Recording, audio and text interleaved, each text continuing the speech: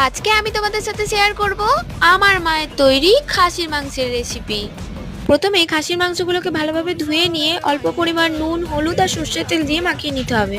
এরপর একদম সময় নষ্ট না করে দিয়ে দিতে হবে টক দই, পরিমাণ মতন দিয়ে দিতে হবে পেঁয়াজ বাটা, রসুন বাটা, আদা বাটা, জিরে বাটা আর কাঁচা লঙ্কা বাটা। সব মশলা দেওয়া হয়ে গেলে শেষে এখানে আমাদের মনে হয়েছিল নুনটা হয়তো একটু কম হয়ে যাবে, তাই শেষে একটু নুন দিয়ে আমি এখানে ভালোভাবে ম্যারিনেট করে নিলাম। ম্যারিনেট করা মাংসটাকে ঢেকে রেখে দিতে হবে। তারপরে কড়াইতে আলুটা ভেজে নেবো।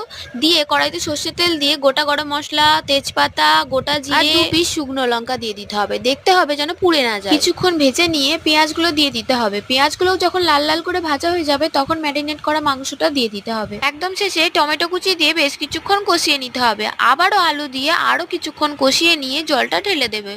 এরপর 30 থেকে 40 মিনিট ঢাকা দিয়ে ফুটিয়ে নিলেই রেডি আমাদের গরম গরম খাসির মাংস। কেমন লাগলো জানিও।